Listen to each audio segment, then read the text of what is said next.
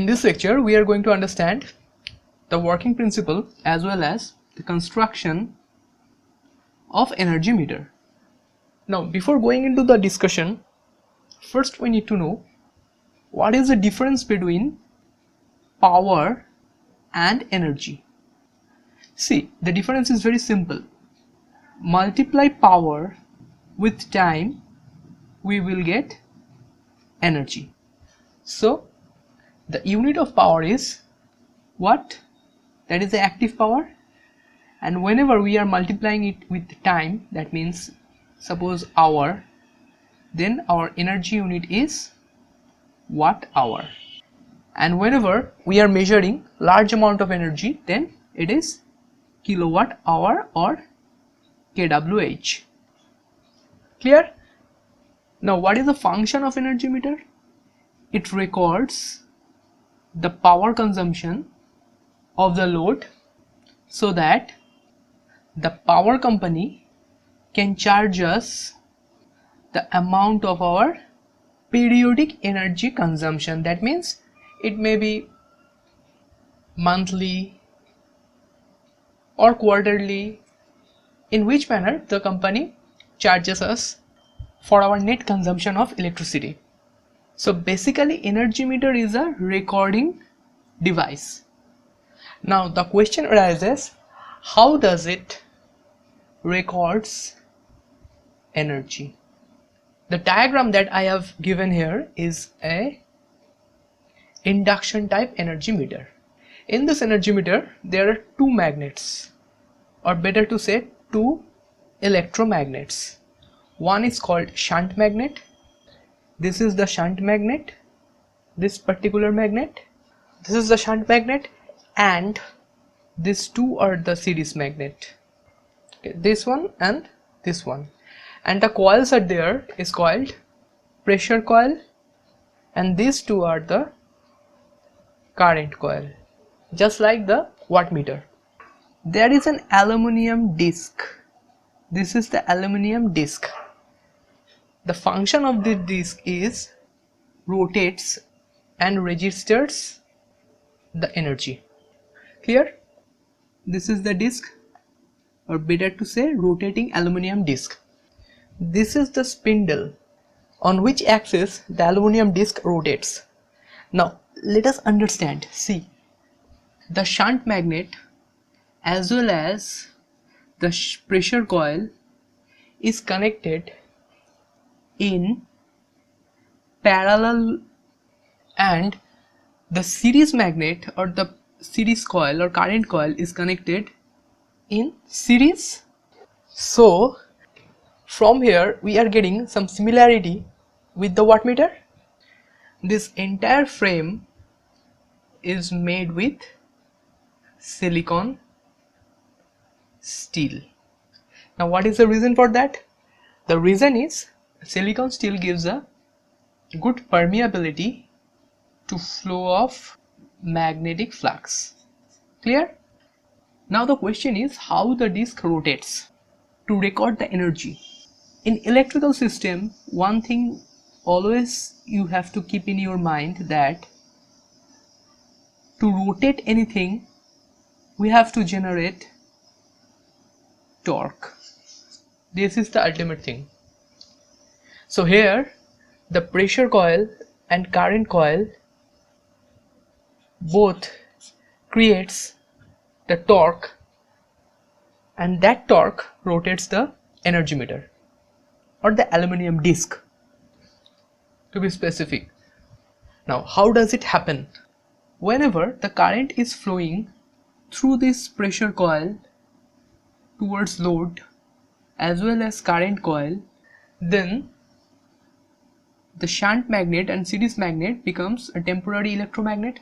So whenever they are becoming electromagnet, they are creating magnetic flux, and that flux is passing through this frame, that is one part, and some part of this magnetic flux is passing through this aluminum disc, and in this way it is closing the path of the magnetic field. So both the series coil and the shunt coil is creating magnetic field here, and the supply have been given is AC supply. So an AC voltage will produce an AC current which is passing through these coils, that is pressure coil current and current coil current. This AC current is creating AC flux. These are the fluxes that is created by the magnetic field, suppose phi. Whenever the AC flux is passing through this aluminum disc, then due to its alternating nature, it is inducing an EMF on the disc. Whenever the EMF is induced on this disc, then it is creating an eddy current or circulating an eddy current on the disc. Now how is that? Now let us see it on the disc how the formation of torque occurs. These are the magnets, okay, both are the magnets and they are producing the flux. The dotted line denotes the flux. This flux, it is inducing EMF at the disc, as this is a alternating flux. So this is the eddy currents that has been formed due to the induced EMF at the disc. Now if I name it, suppose this is phi 1 flux and this is phi 2 flux. This is magnet M1 and this is magnet M2.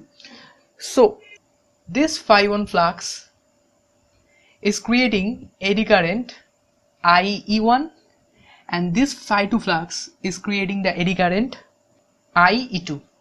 Now here is the catch or the trick.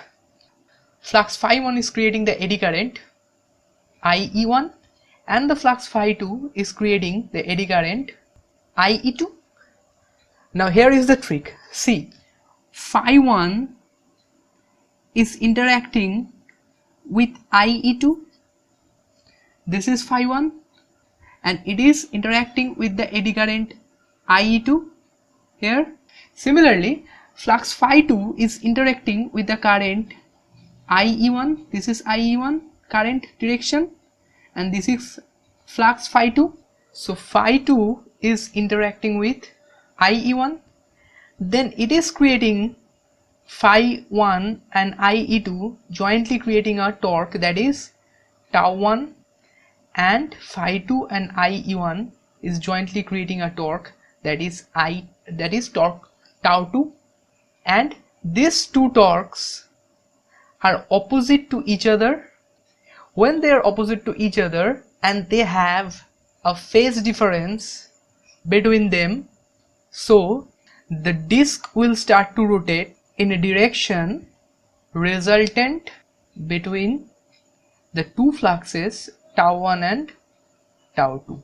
So we can write resultant torque tau is equal to the difference between tau 1 and tau 2. In this way, the energy meter disc rotates and records the amount of consumption of load power. All we need to keep in mind that this is the mechanism that I have shown here. Now another thing is, your question will be, how could I determine what is phi 1 and what is phi 2? See, the series flux phi s induced an EMF ES. This induced EMF produces the eddy current IES. Similarly, the shunt magnet flux phi SH induced an EMF on the disc ESH, and that induced EMF creates an eddy current on the disc, that is ISH. Now series flux interacts with shunt current or shunt eddy current, and shunt flux interacts with series eddy current. So the torques are generated due to phi s into ISH and phi sh into IS.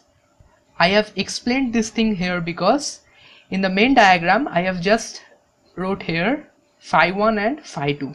So for your better understanding, I have just simplified the relation or the proper expression of the flux as well as their generated EMF and eddy currents. So I think the concept of energy meter and its operation is clear to you. If you have any doubt, then mention in the comment section below. Thank you.